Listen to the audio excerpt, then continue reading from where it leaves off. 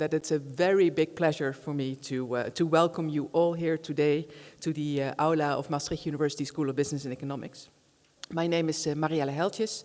I am the Dean of the School of Business and Economics, and today I will serve as Pro-Rector for this academic ceremony in which Professor Lemmink will deliver his farewell lecture, Futurizing Business Schools. Welcome, of course, friends of Professor Lemmink, family of Professor Lemmink, and colleagues. And I think in the whole history of SBE that I've never seen so many different colleagues together in their gowns during an academic ceremony. And not just from the UM, but from different universities in the Netherlands, from so many different other places, UK, France, Belgium, and I'm probably forgetting a couple of other countries. So I think this is then more than I could ever express into words an enormous testament to what Professor Lemmink, Jos, has meant for our school, the research field that he is in, and also to the business school community worldwide. But despite the impossibility to ever put into words what you've contributed during your time here, I would still like to highlight a few things that I know you're probably not going to address in your farewell lecture. So I don't know if everybody knows, but Jos was one of the first staff members here at the School of Business and Economics back in 1985. And according to his own reflection, he was number 22 on the faculty's birthday list at that time. And given that we now have about 750 people on that birthday list, you can see that a lot has happened in the 39 years that the school is old.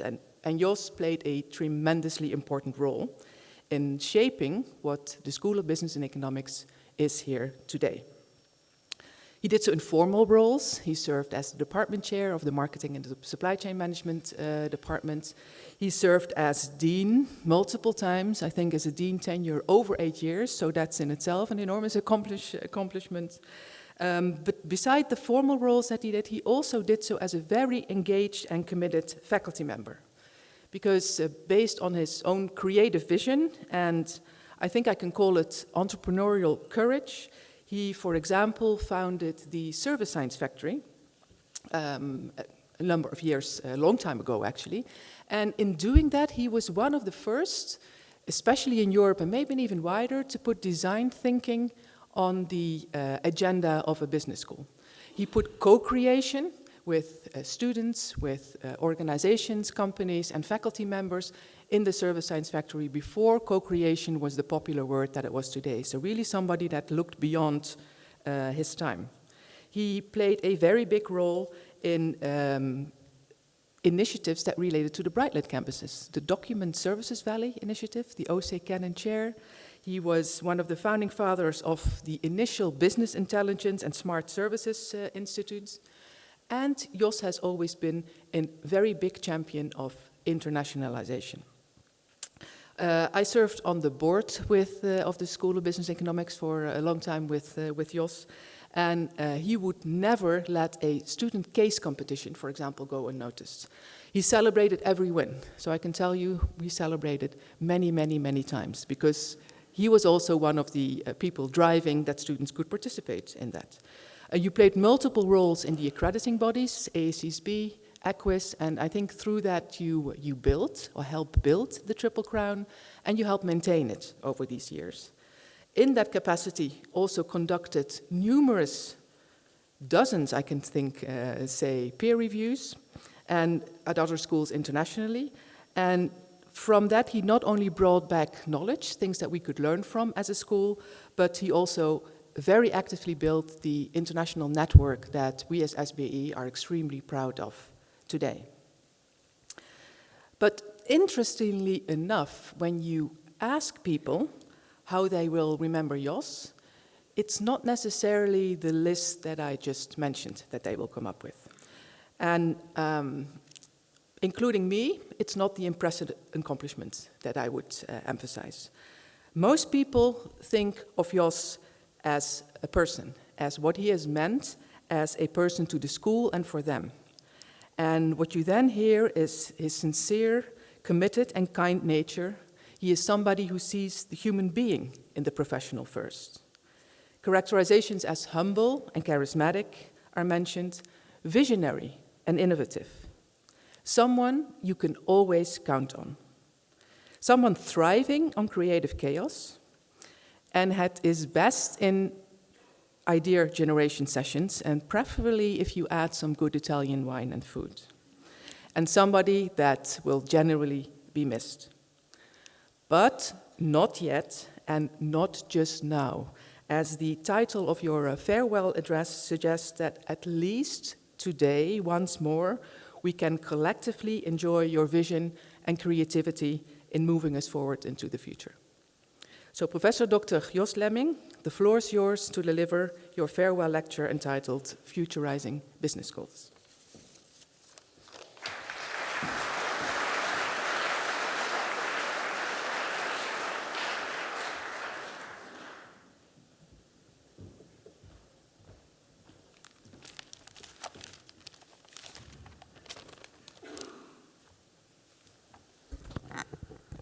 I feel very humble, and I also feel a bit emotional after all these kind words, and also after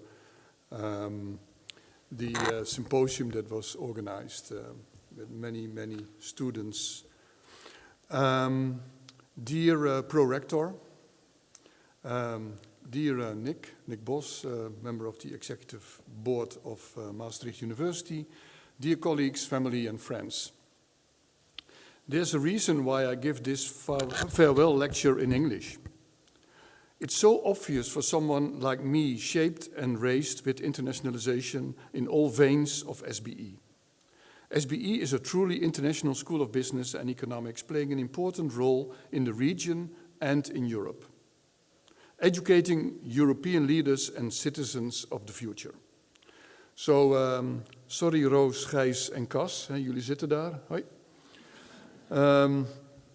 Doe je best, dit verhaal zal in het Engels zijn. Bedrijven moeten gebruik maken van nieuwe technologie om klanten te houden. Doen ze dit niet, dan zullen ze achterop raken bij de concurrentie.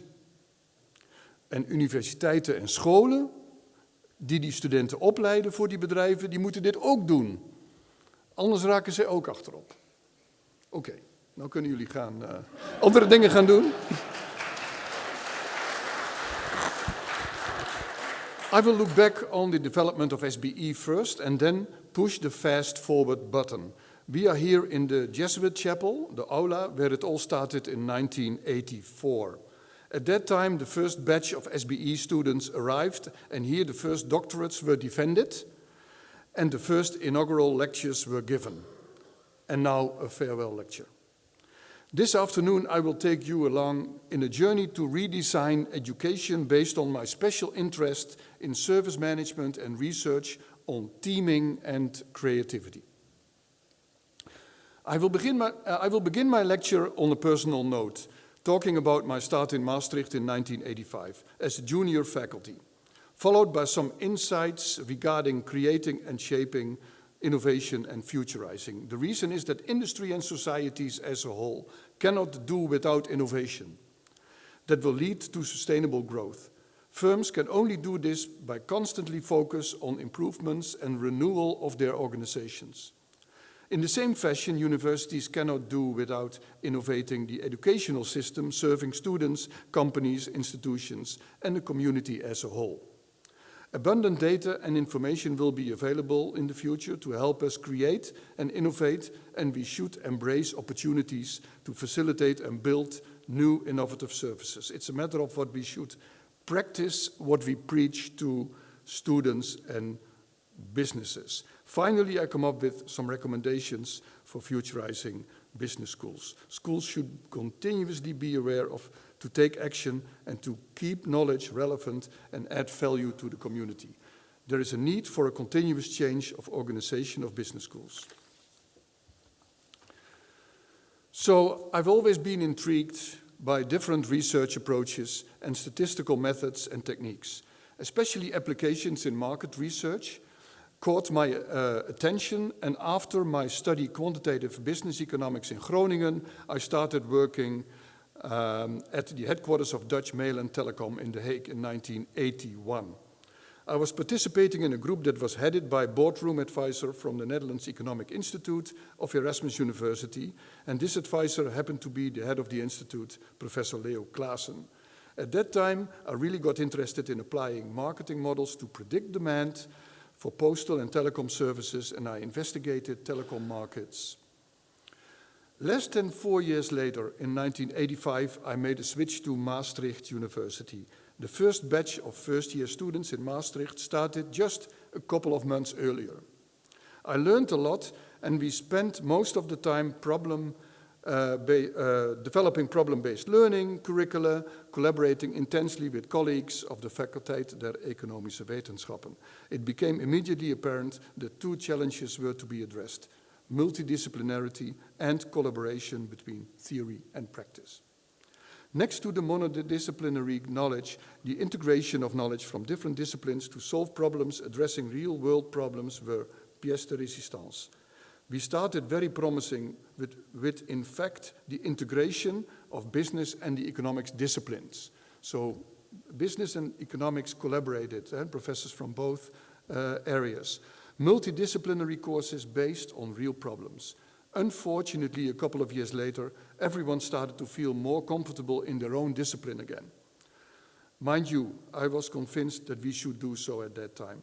Different business and economics disciplines were starting to organize themselves in their own bubbles to be part of existing networks and following established academic career path. Herbert Simon phrased this as follows: every curricular area needs to be organized so that practical management problems are rubbed against economic and psychological theory and mathematical techniques. So there's a lot of disciplines around us.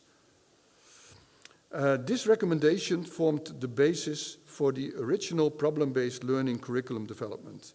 The PBL approach appeared to be spot on to address these challenges.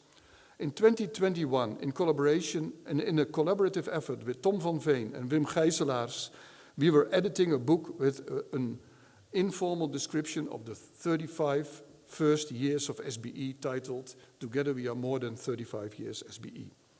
With the knowledge of now, 2024, 40 years later, one can conclude that the way the PBL education and SBE was organized addressed already many issues that Herbert Simon put forward as a challenge. Because of my broad interest in a diversity of research methods and techniques, you will find over the years a rather path-dependent collection of academic publications from my hand.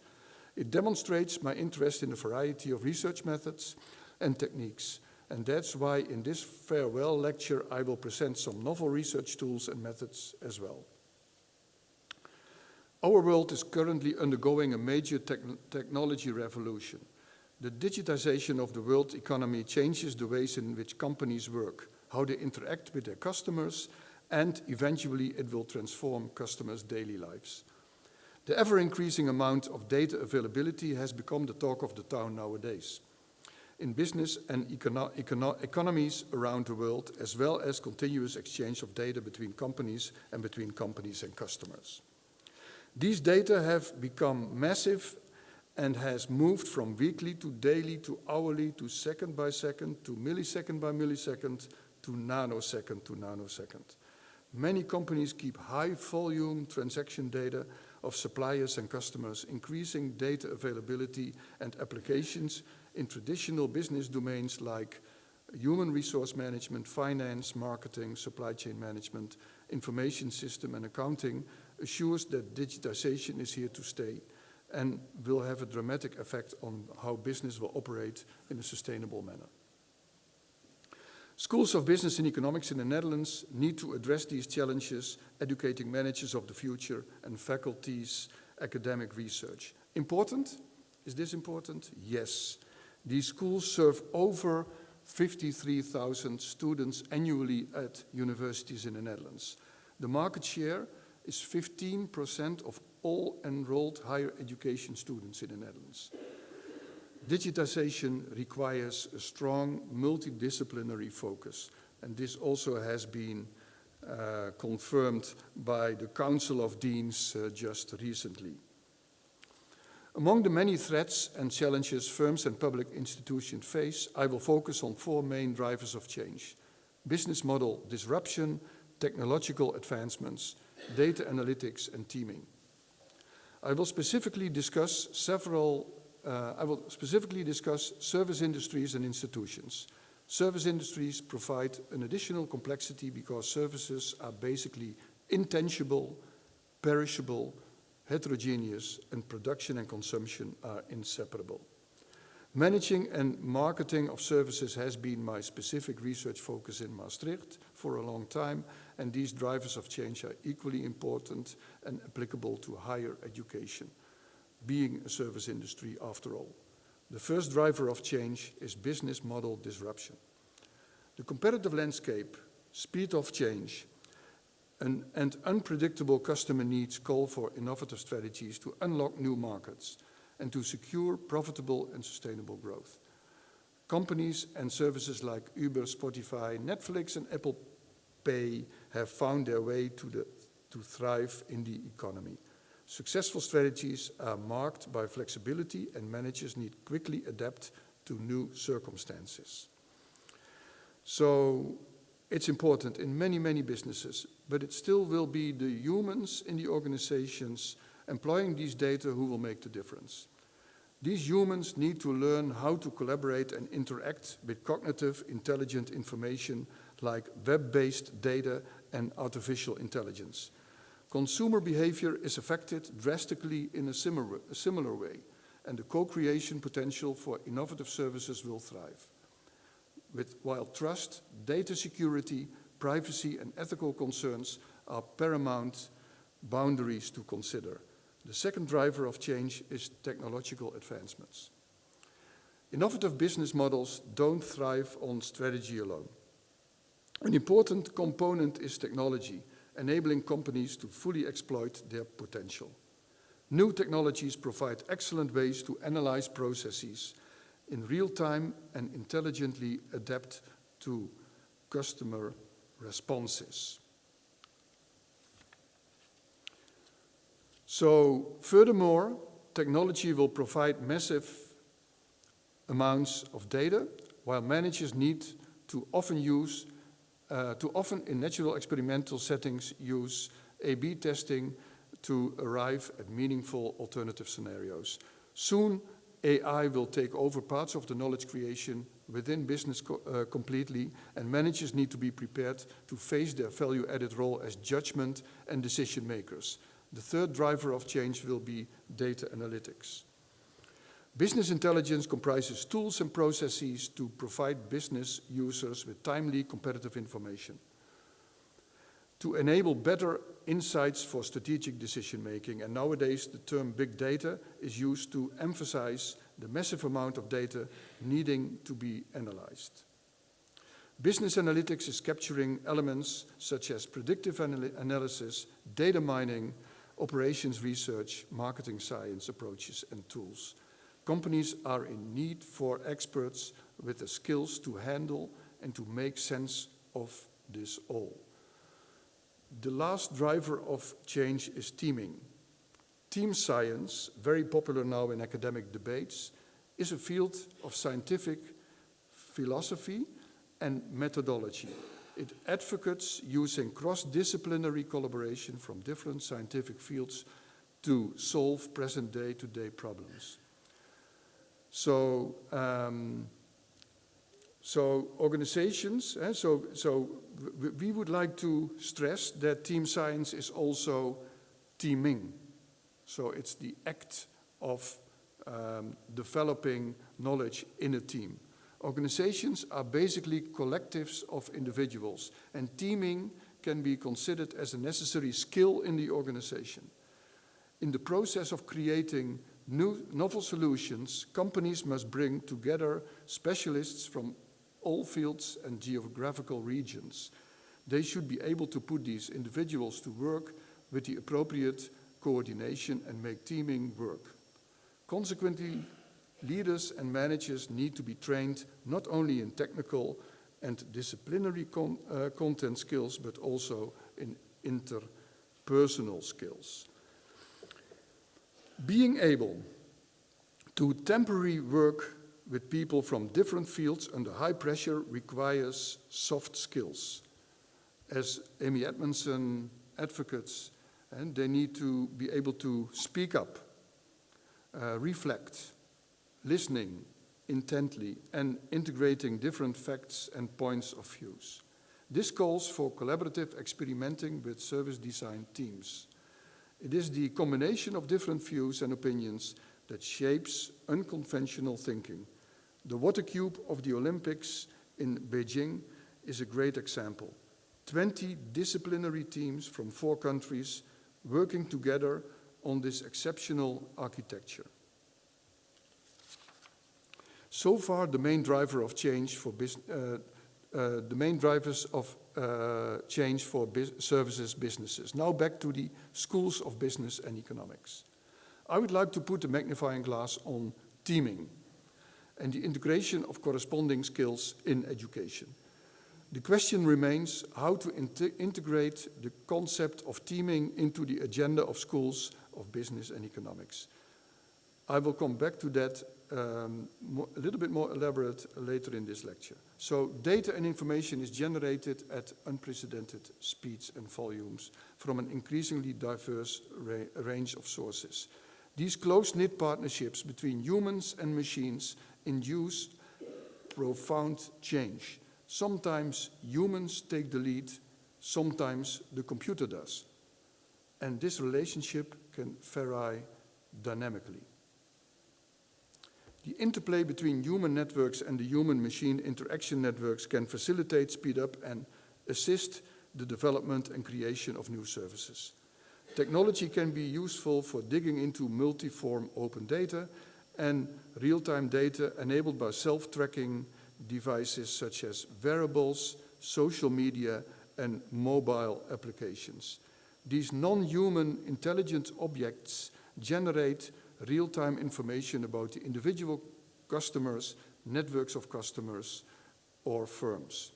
The most important objective is to increase our understanding of how people interact, search information, and communicate about their daily lives and consumption preferences. So, wrapping up the first part of my lecture, keywords, new value through digital, solves challenges, empower humans, and shape society. Then I would like to take the step to the next topic. That's the intermezzo, and I'm trying to provide some showcases here. So in this intermezzo, I would like to show some examples of how technology can facilitate service innovation, and both individual creativity and team creativity. Individuals can be creative, but teams also can be creative. First, I would like to sketch the development and role of the field of service quality management, followed by the emergence of service innovation management. Second, I would like to explain how creativity can be explained and improved by analyzing team interaction with the help of human sensors. Service industry were upcoming in the Western societies. In the second half of last century, this required more and deeper research in the functioning and marketing of these industries. Within the academic marketing discipline was given special attention to the quality of services. The quality movement was strong, and companies were increasingly producing products of higher quality according to clear quality standards. A whole industry around the certification of quality was born. In the 80s, attention for quality reached the services industries as well. Governments, the education sector, NGOs, banks, transport, retailing, telecom, just to name a few. Later, around the turn of the millennium, academic focus changed to increasing attention to service innovation. The emerging digital economy opened up a whole new area of service innovation. And this was also showed by a literature study of my colleague Martin Wetzels, and in collaboration with Ruud Wetzels. And this is sort of a representation of their outcomes, where you can see the development over time. Development over time of service innovation, and that is more the red colors. Now, new service development was studied from different disciplinary angles. As a result, service research became very multidisciplinary. We see growing attention for service innovation, service design, and team creativity, and the use of new research methods to measure services, and specifically the process of service design and creativity. This also entails studying the interaction between individuals and teams on a micro level. Services, as said, are lacking objective standards. Marketing research and quality management in services took off because of the need of defining the quality in a subjective way. Explicit quality standards in services did exist, but to a large extent, the definition of quality was considered subjective and was defined as the gap between expectations of customers and the perceptions of customers.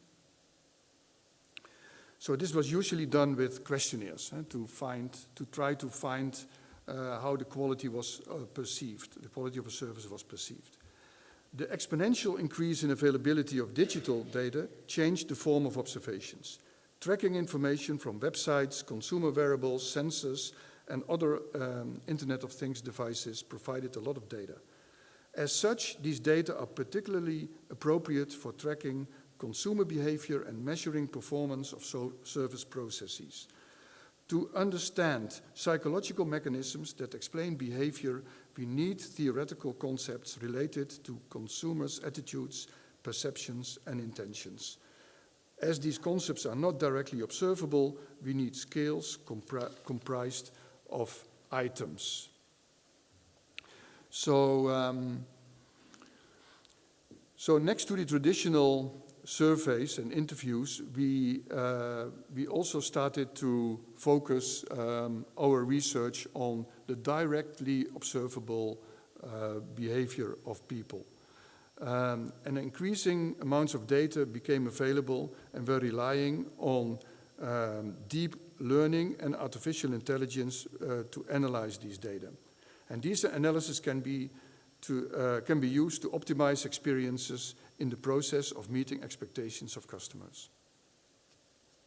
In 1997, with my colleague Jan Madsen, unfortunately he could not be here to attend this farewell speech, but I worked a lot with Jan in 1997 and also later, and I analyzed employee behavior and the effect on customer satisfaction. There were many studies with help of surveys and interviews that dealt with that question at that time. Questionnaires and surveys were used, and customers were answering questions about the quality and their satisfaction. On the contrary, we based our research at that time on observations by coding of employee and consumer behavior. Therefore, we made use of camera software developed by the University of Groningen, and that was at that time predominantly used for ethological studies of animal behavior. This led to some exciting results and insights in how and what employees' behavior was valued by consumers. Compared to surveys and interviews, we were able to secure additional longitudinal insights purely by observing. From this study, we concluded that customers of services appeared to be very positive and had a very high intention to stay loyal to the company. The employee behavior accounting for that was not productive in the sense that a solution was offered. So people were satisfied, there was no solution offered to the customers, but the customers were satisfied, and we were able to trace that by purely observing the behavior. This led to the presumption that signals humans reveal were able to explain communication and in the end satisfaction of customers. And later Alex Pentland was describing this phenomenon as honest signals, signals that humans give away apart from the content of the spoken word. Then I would like to spend some time explaining the social signals. So I need to keep track of time at the moment. Okay.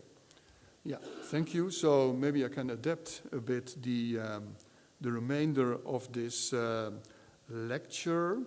But I think it's important to mention that the social signals, it's the communicative and informative signal that directly or indirectly conveys information about social actions, social interactions, social emotions, attitudes and relationships. And these signals can be conveyed by verbal behavior, by gestures, by facial expressions, and for instance also the relative locations of one person in a team compared to the other person in the team. So a lot of information that can be concluded from team behavior can simply be observed. So that's the premise here. And anecdotally you could say it's not what you say, but it's also the way you say it. So social signals are important, especially in studying creativity.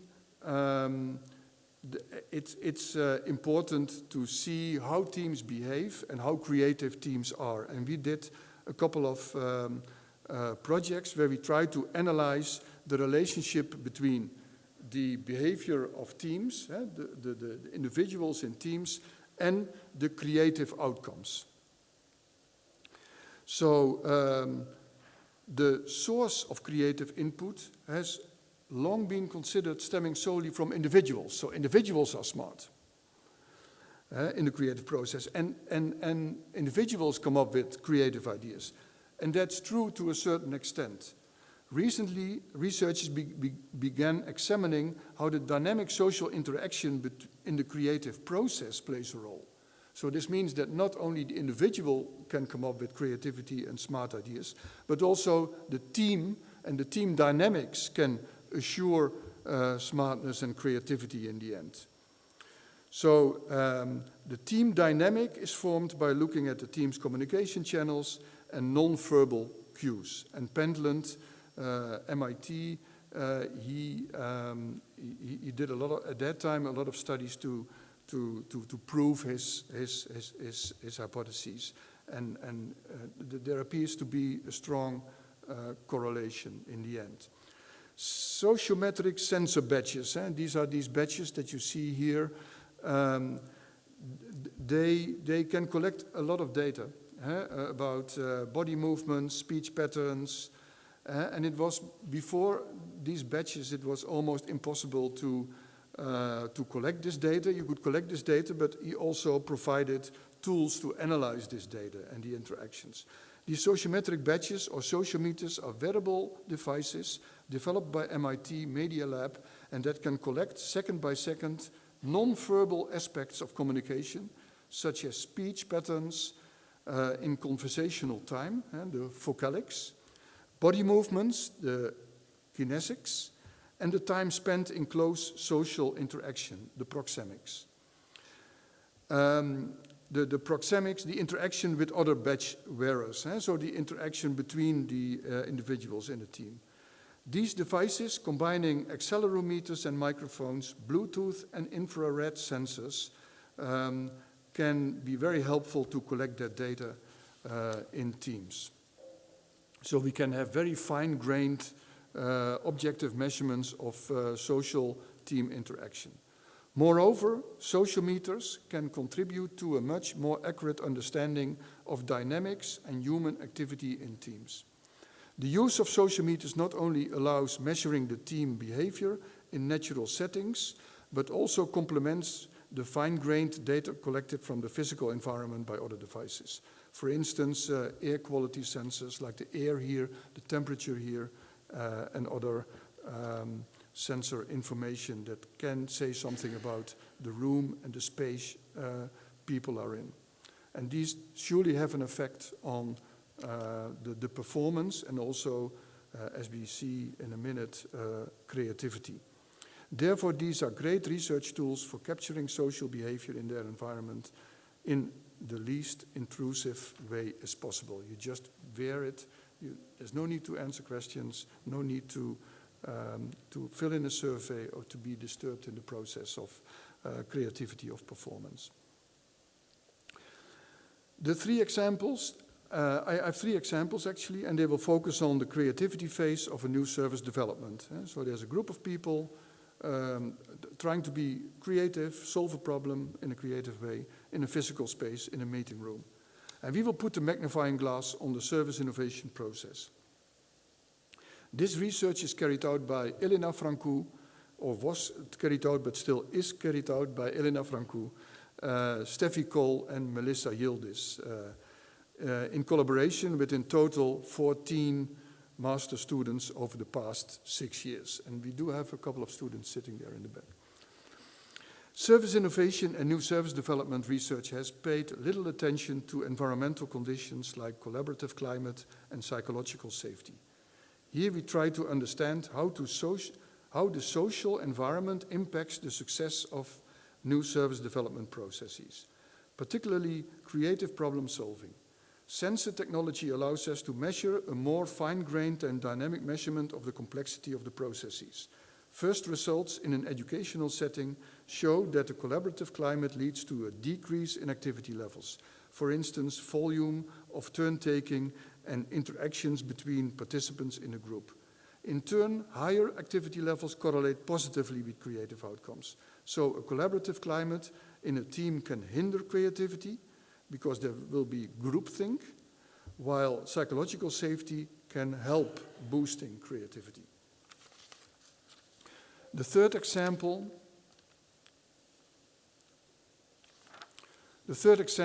investigated the real-life setting of co-developing teams formed of digital service innovation agencies and their participating customers.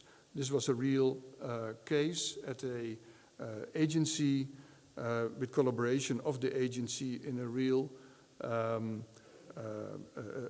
project with customers. The social environment in which creativity takes place facilitates the breadth of the ideas sharing at different phases of innovation. The social interaction between team members had distinct effects on creative behaviors and outcomes across the heartbeat of the new service, the service development process.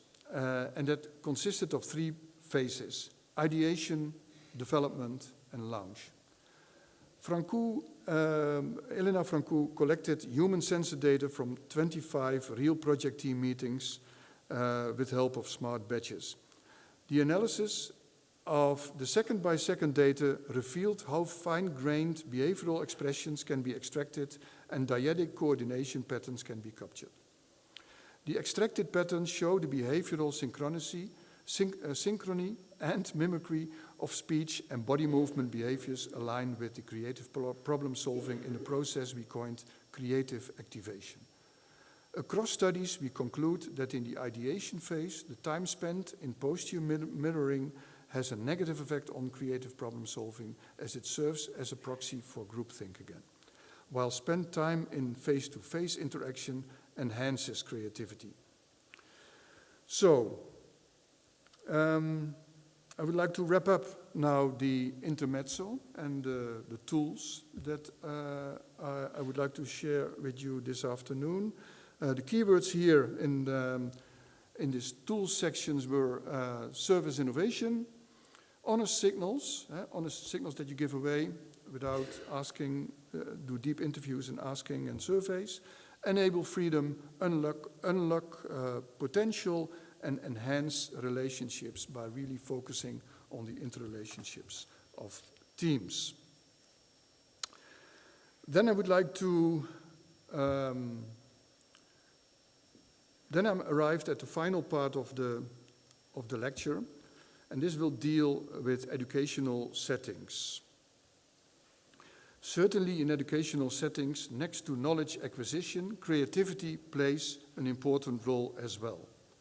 In the Future of Jobs report of the World Economic Forum, creativity scores high on the top 10 skills. As you can conclude, innovation, problem solving, and creativity skills receive a constant high ranking from employers over the past years, and there's also a similar prediction for the years to come, 2025, 2020. 26. Traditionally, academic institutions are structured along disciplines, although addressing similar matters, for instance, discipline or department usually has presumed a set of interests, paradigms, and methodologies. As a result, there is an imbalance of service research, reinforced by academic top journals, which tend to be highly specialized. Moreover, disciplines also tend to focus on specific sectors. For instance, in the marketing discipline, the researchers are very much concerned with business-to-consumer issues, and in the management operation discipline, for instance, there's a lot of attention for business-to-business issues. Moreover, gradually the gap has been emerging between academic output and practical interest. Universities have been rewarded for creating people with specialized knowledge. The increasing complexity of service systems, however, requires an extended role of education in the 21st century. Universities must prepare students to be adaptive innovators. Adaptive innovators are still educated in their home disciplines. They also need to have the ability to think and act across multiple disciplines. They can build consensus around functional silos and work across inter-organizational boundaries. How are we going to organize education to bridge this gap? The Service Initiative provides us some handles. In 2008, I co-authored a white paper on the topic, Succeeding Through Service Innovation. Understanding services is not just examine one aspect of the service at a time, but rather consider service as a system of interacting parts. A service system becomes more complex. Our ability to understand them is hampered by the isolation of the different disciplines.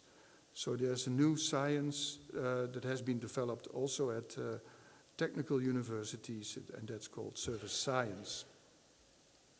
In the service sector, there's a need to break down the barriers of disciplines. So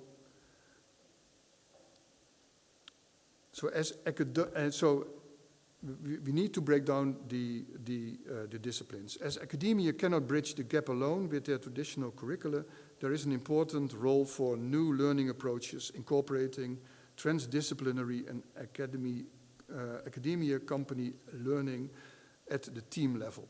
In this case, bringing the team approach to learning means contributions from a wide area of disciplines and participation from academia as well as companies.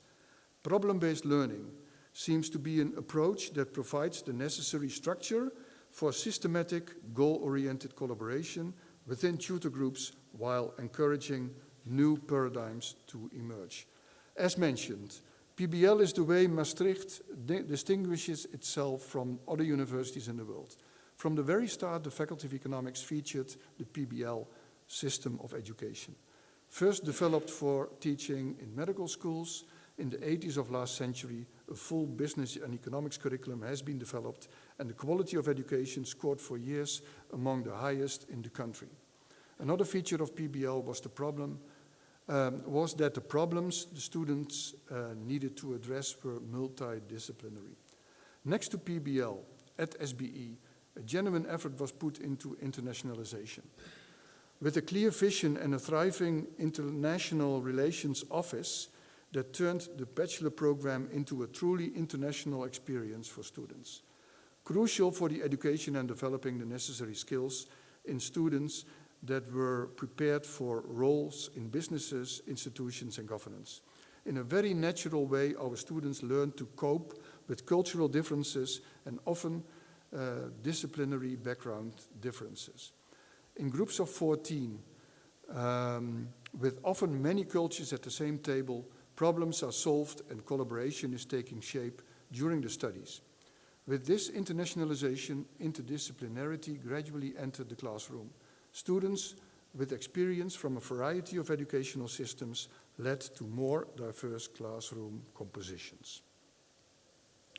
So, the problem-based learning now revolves around a couple of principles, and I would like to focus on some technology that we can use in our system, PBL system. It can support PBL learning in a natural way and the technological component of learning is increasing rapidly in each of these learning principles.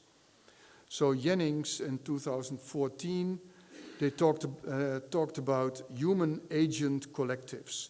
Human agent collectives are a new class of social technical systems in which humans and smart software engage in flexible relationships in order to achieve both their individual and collective goals. Sometimes the humans take the lead, sometimes the agent does. And this relationship can vary dynamically. So we noticed that there are some key challenges here at human agent collectives, including the flexible autonomy between humans and software and constructing agile teams that conform and coordinate their activities. I would like to now turn to my final case, and this is about futurizing business schools. So what I would like to provide you is two examples of a possible future curriculum at a business school like ours. One example is a challenge based on a service design project developed by my colleague Jayanta Chatterjee at IIT Kanpur. And this is an example of multidisciplinary collaboration and also service science. The challenge is more than 1 billion people don't have access to clean water. In India, diarrhea causes more than 1,600 deaths daily. Water sources are at a distance. Women usually must devote hours to meet the basic needs for the family. They need to walk 3 to 5 kilometers daily to get water, fresh water for their family. And this is a very laborious task. Develop the task, in this case, to the students in the science factory, the science design factory at Kanpur was develop a service innovation for ease of access to potable water. The resulting solution was a bicycle van-based potable water delivery service. So a bicycle with a container that contains water. The bicycle is equipped with a water tank with 2 filters for purifying water on the go. Pumps are run on power generated by the bicycle. Characteristics: low environmental impact, modular upgradable service systems, many opportunities for service co-creation involving rural citizen customers. It's not about the design of the bicycle solely. One could envisage several business models that benefit the community. For instance, how to organize a business that operates a network of individual entrepreneurs or create facilities to start such a business for individuals. Now I'd like to turn to SBE, my final example. SBE has 40 years of experience with PBL and organized PBL for thousands of students yearly. SBE possesses the infrastructure in terms of rooms and buildings and the knowledge to organize and accommodate challenge-based learning. On top of that, the school invests in technology-enhanced learning as well. So I would like to make a plea for moving from problem-based learning into challenge-based learning. A challenge is more vague, does not have the specific specific goals, and the problem at hand is ill-structured.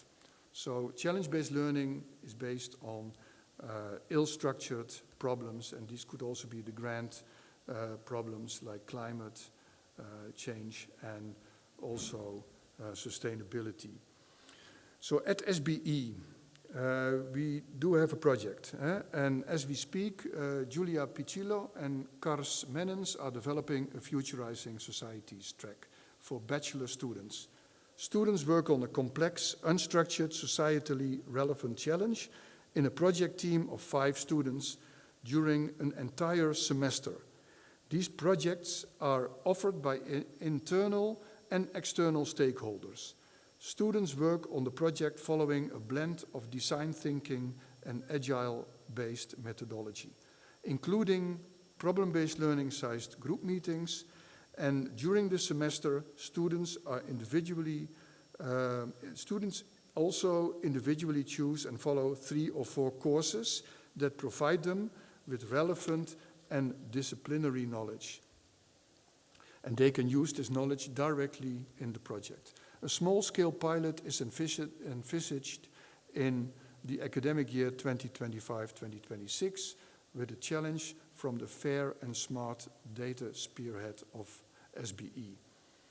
A first move stepping from problem-based learning into challenge-based learning. So the keywords: novel challenges, creative solutions, merged disciplines, future education, and technology infused. Okay, that's it.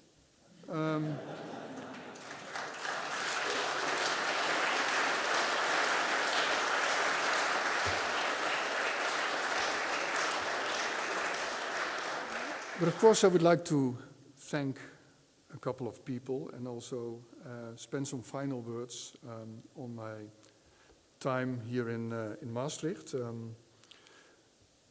Thank you all colleagues over the years. I must admit that the first 10 years surely made an impression on me. Maybe mostly from hindsight, but I learned to appreciate the incredible degrees of freedom to initially organize our work. The fact that we knew literally everyone, and even our president knew all SBE employees by first names. So when I started here in Maastricht, there were 22 faculty members. Now there are more than 700. This ended in the 90s, around the time when the first student strike was organized. I think it was about tuition fees. And the TS-53 Jesuit monastery, so this monastery, this building, had been occupied by students. And we were waiting in front of the gate, and of course, we were waiting, talking, and we didn't at that time mind a lot. It was quite peaceful, but we couldn't enter the building. Our president at that time, Karl Dietrich, hurried up to walk down to TS-53, so he came in running, and upon arrival at the gate, he took a deep breath and said, "Finally, we are a real university."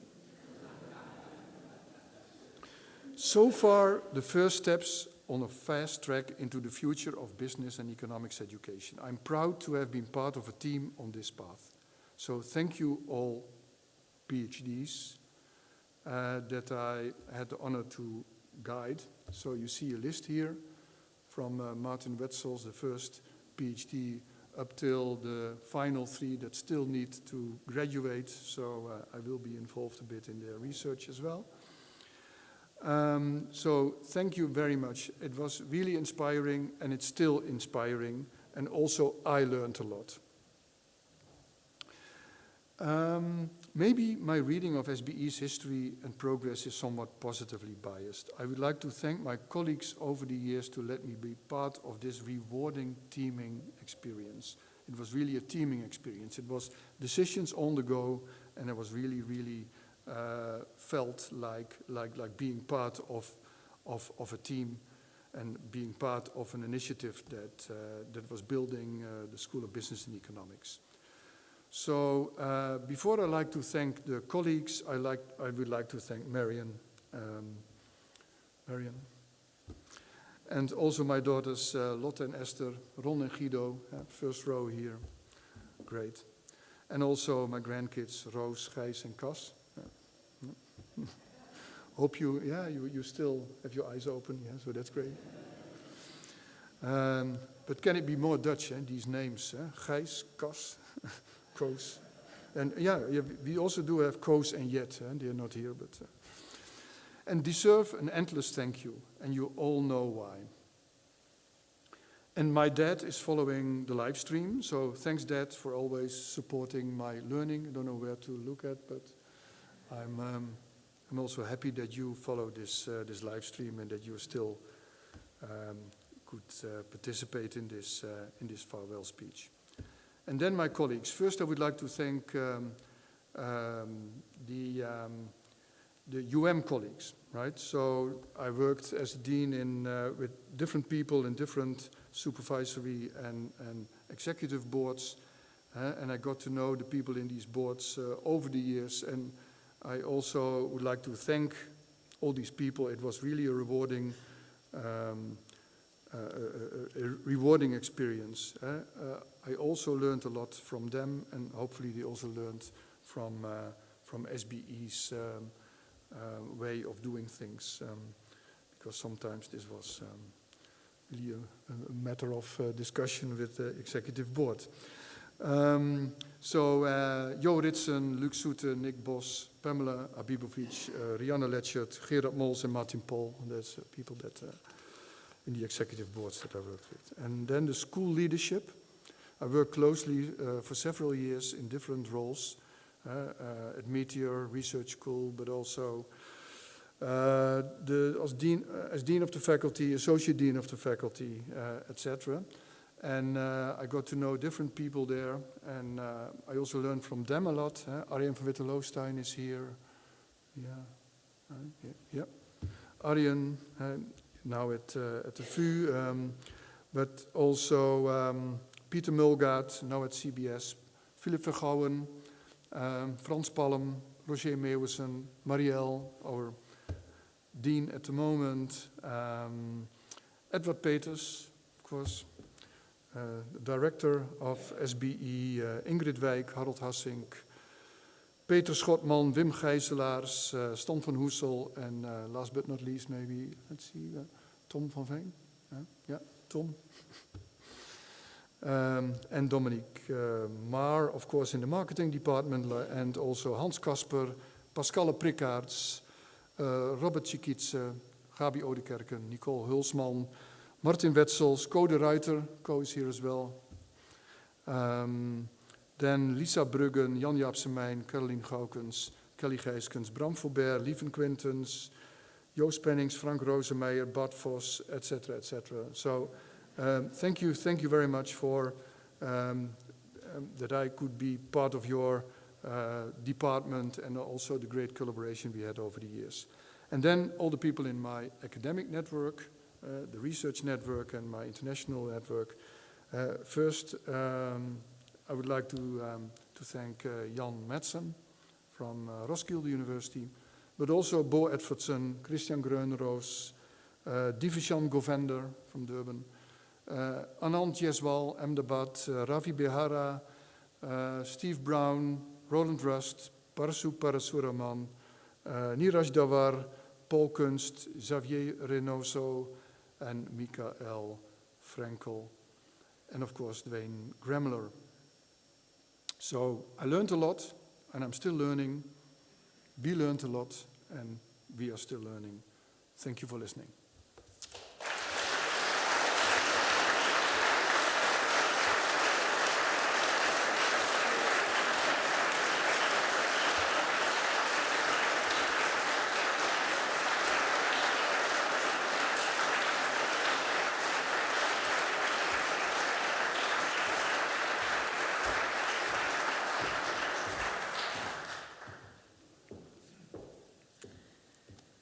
Thank you very much, Professor Lemmink, Jos. I think you all, the words I had at the introduction, I think you proved them all here. Your futurized outlook on innovation, creativity, teaming, I take away, challenge-based education, technology enhanced.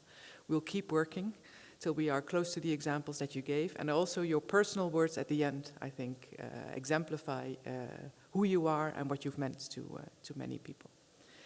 But before I conclude this academic ceremony, I would like to give the floor to a distinguished member of our Maastricht University Executive Board, Dr. Nick Bos.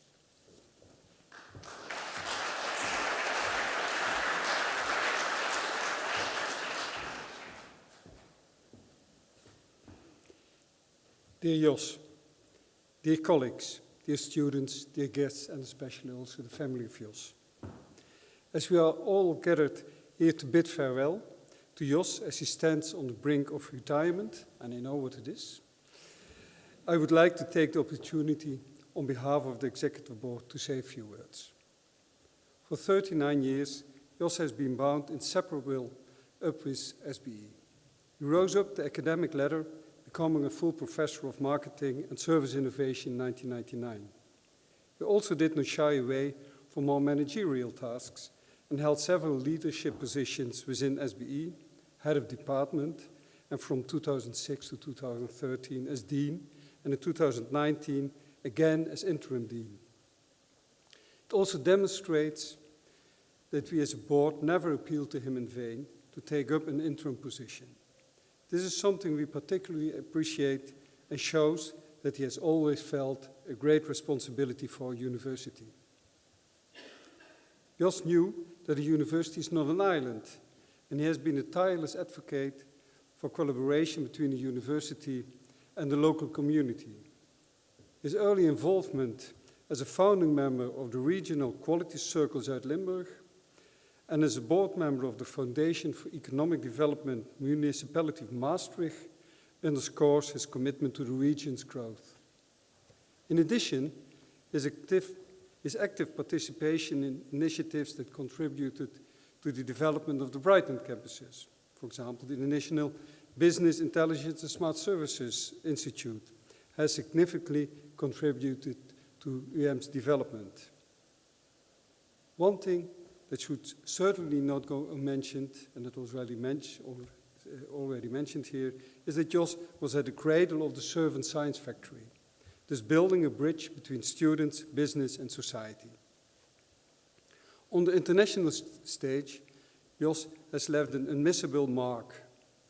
He championed the pursuit of international accreditations by AQUIS and AACSB, and his involvement in various roles within these accreditation bodies played a big part in establishing SBE's reputation.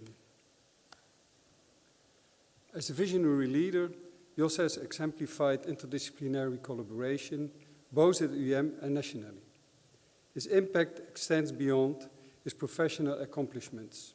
He stands as a role model, inspiring PhD candidates and countless students, projects, and tutorial groups. Jos continues to embody resilience, creativity, and authenticity, connecting different facets of academia and industry with relentless energy. In light of his extraordinary contributions to U.A.M.'s development, recognition, and strong reputation, and unanimously supported by the Board of Deans and the University Council, the Executive Board decided to award Jos with the highest distinction, the Dr. J. Tans Medal. Dear Jos, congratulations on behalf of the Executive Board and U.A.M. community. But above all, your colleagues and students from SBE, thank you for your unwavering commitment and being an inspiration for all who had the pleasure of working with you.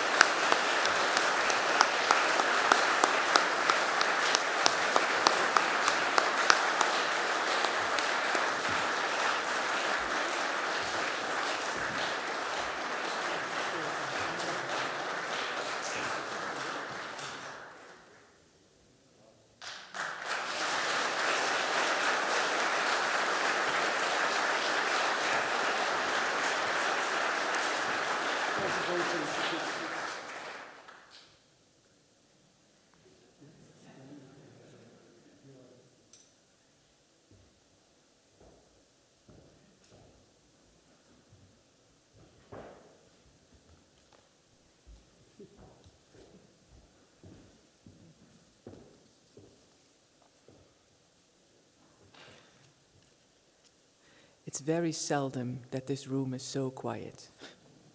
Very well deserved, Jos. I can't top this, I think, so it's time to conclude this academic ceremony and actually celebrate and have a drink on everything that Jos meant for this school. And if you're getting emotional, I'm getting emotional too, so that's another reason to end this academic ceremony formally. I close the academic ceremony. I invite you all for drinks at Fundum, but I would ask you to please let the cortege lead the way downstairs. Thank you very much.